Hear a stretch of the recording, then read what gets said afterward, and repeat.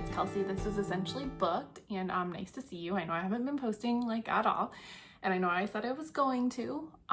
That's still the intent. Like, frankly, this channel, I'm not ready to be done with it or anything. It's just been a season. So in July, end of June, we had to kind of confront the reality of putting one of our dogs down, and we had to do that the first week of July. So the summer has been kind of not great. Kingsley was 11 and just it was time, and so we had to do that, and that just kind of put a damper on a lot. It was really hard. It was our first dog that we had as a couple. My husband actually had him before we were married and all that. So we're adjusting to only having one dog, and like explaining that to our 5-year-old son who hasn't had to deal with loss before, really, right? And so just, yeah. And then it's been summer and I just haven't been motivated to create content. I've been in a reading slump. But I figured like one of the ways to kind of ease myself back in is to do the mid-year book freakout tag. So I'm going to do that today. I know I started this out on a damper, which I'm sorry, but that's the reality. And yeah, we're going to do the mid-year book freakout because I kind of want to like take stock of what I've been reading this year. The last prompt is actually like, what books do you need to read by the end of the year? And I am super behind on my goals. I've been in quite a big reading slump since we had to put Kingsley down. Just kind of adjusting to our new normal has been difficult. Like at night, he would cuddle with me when I'd read, and my other dog does too, but it's just, you know, reading just hasn't been, I've been wanting to watch TV and adjusting that way. So the mid-year book freakout tag is just a good way to check in. I know it's August, like I said, we're just delayed, and that's fine. I am still working on my May reading wrap-up video. I filmed it, I just need to edit it. And then I'm also going to have, like I said, probably a video on the books I need to read by the end of the year, and then I need to do my June and July wrap-ups. I have really gotten into, and not that I've gotten into it, but I've always been really into gardening. I love my flower beds. The house we're in now doesn't have the best yard, but my old house did, and so I had a huge garden. We are trying to figure out how to adapt our yard so that I can have a garden that I used to have. I love to preserve my food. If you've been following me on Instagram, I have been sharing a lot in my stories. And I preserve, like I canned tomato stuff all day yesterday. I am wanting to share more of that here. And I do this in a like preserving your food, eating healthy, eating whole ingredients, but not in a make America healthy again way. Like I'm not a trad wife or any of that. So I find in online spaces that that's kind of the MO for YouTube, is it's a lot of Maha and trad wife content, and there's not a lot of like progressive women who just do that to be healthy and like control the foods and the ingredients that they put into their home. It doesn't need to be political anyways, but I feel like it's very on that end of the spectrum. So I'm probably gonna start doing some more content like that. I am going to be launching a newsletter, and I'm typing up my first one here shortly. That will be like what I'm freezer meal prepping, what I'm reading lately, what I'm preserving, sharing recipes and like resources and stuff. Just as a platform to kind of write and be creative. My goal would maybe be bi-weekly if I do that. So that's also happening while we're here. So be on the lookout for that. Most likely, I mean, I will post it here, but I'm also going to be posting it on my Instagram. Also, Stanley Tucci, he's still here from Taste. So yeah, anyways, let's get started with the mid-year book freakout. That was just an update of my life and kind of where I'm at right now, and then we'll talk here. Okay, so mid-year book freakout, it's just a way to assess your reading here for the year. I've got a stack of books going of the books that I own, but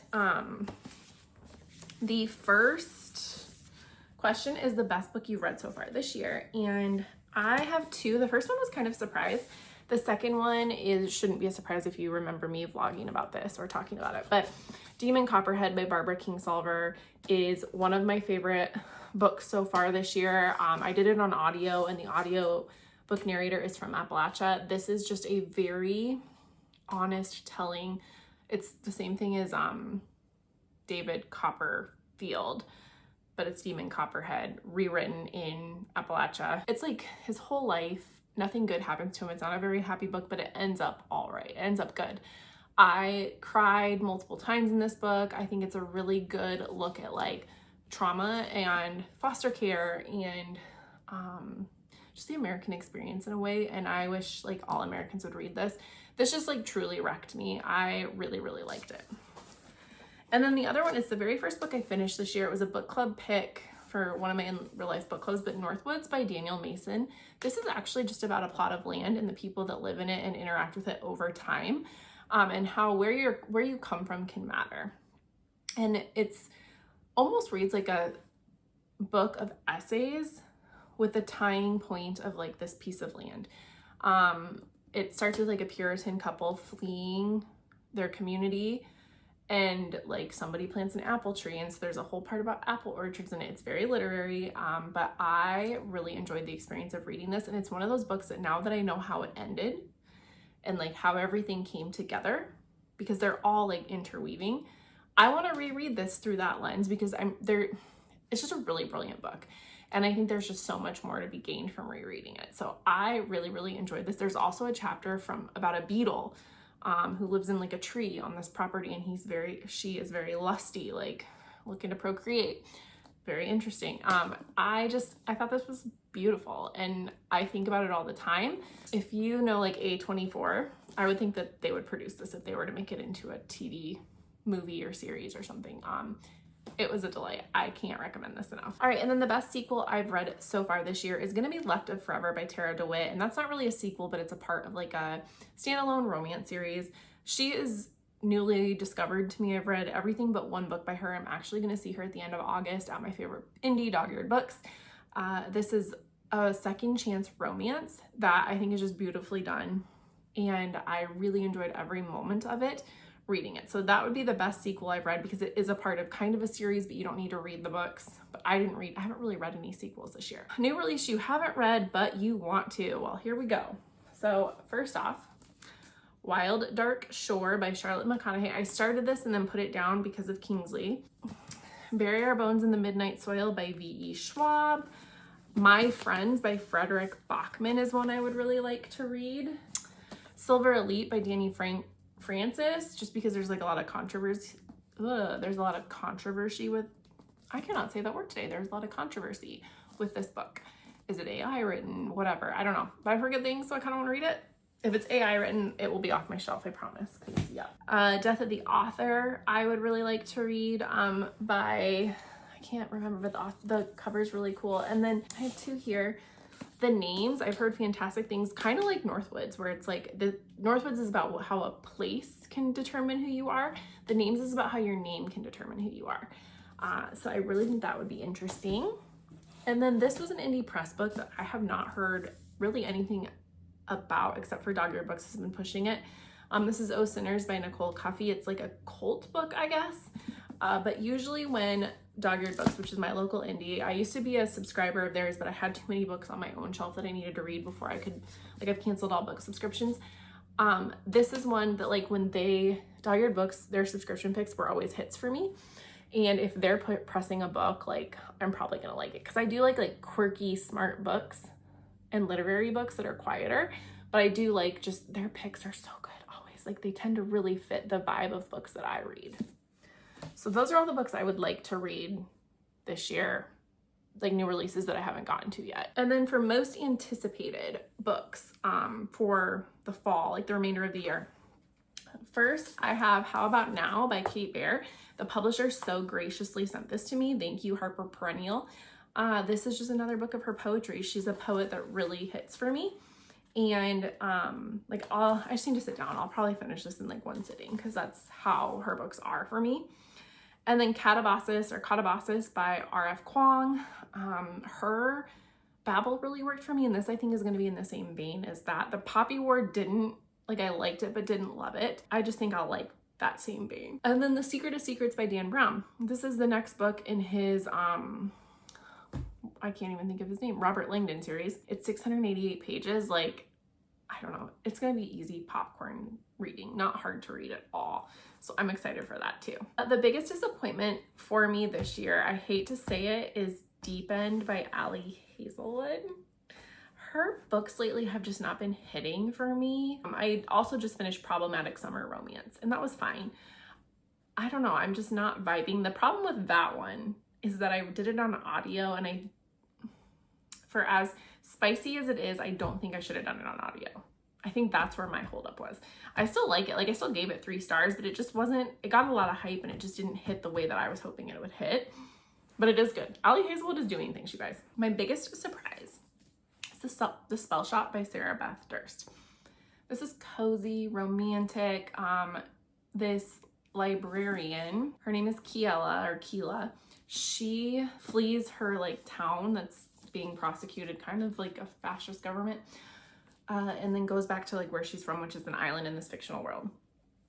She fixes up her parents' house, starts making jam. She has spells. She's not supposed to have spells because magic is illegal unless you're rich and wealthy and like the higher ups. And it's just this like cozy, delightful little read. There's a sequel that just came out and I'm really excited to read it. But this was just, I needed this. Like when I needed low stakes, cozy, fun, not stressful given the year that we had. Favorite new debut to you author, I talked about this previously, but Tara DeWitt. I read all of her books except for one now, and like I'm committed to her. She's such a good author. And then a book that made me cry was Dog Songs. Let me go grab it. So a book that made me cry was Dog Songs by Mary Oliver. I brought this up with us to the North Shore when we went on our vacation earlier this year in July. It was right after we put Kingsley down. We needed to heal. My friend sent this to me, and it's a book of poetry about dogs. If Mary Oliver just writes about the natural world and with like a religious perspective too, but she's not like a Christian author, but she is a Christian. She writes about nature and beauty and life and grief. So there's chapters in here there's poems in here that are very sad. There's poems in here that are just making you laugh out loud, that just capture what dogs are to humans. It was what I needed to grieve my sweet dog.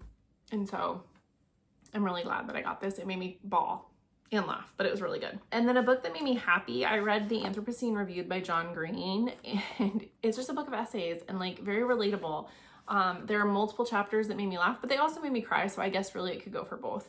But if you're looking for something that kind of encapsulates the human experiment, if you're looking for something that encapsulates the human experience, I would recommend The Anthropocene Reviewed. It's just John Green, like there's a chapter on Diet Dr. Pepper. And then the one that like got me, and it made me happy, but also made me cry, was the chapter on Auld Lang Syne and like what that means every year. Seriously, I just had a lot of fun with it, and it was really good on audio. He also does his own audiobooks. The most beautiful book you've received or bought so far this year. Shield of Sparrows by Devney Perry. This was a really fun read. I read it last week and I'm really glad I did. I needed, again, romantasy, romance, low stakes, things like that, but this is not low stakes. It's just beautiful. This was pressed into my hand from Dog-Eared Books, again, my local indie. I had a bunch of money to spend there, and they just it's what I needed. And I'm so glad I'm so glad Katie shared this with me. But yeah, it was beautiful. And like the cover, it is a stunning cover. I do like what they're doing with romantic covers of late. And then finally, what book do you need to read by the end of the year? I should just do a goal check-in because honestly, I'm so far behind on all my goals.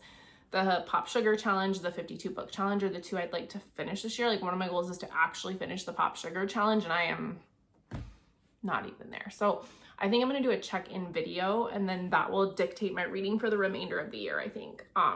So be on the lookout for that, but that's the reality is like I do have a ton of books I need to read based on what I said I was gonna read this year. That's the mid-year book freak out. I am looking to get back onto a regular schedule, you guys. I think I can do it this month. So hoping I can start getting weekly videos up. Promise I'm gonna show up in this space a little more consistent. It's just, you know, been a season. It's been like 2 years of a season. So yeah, until the next video, you guys, thanks. Bye.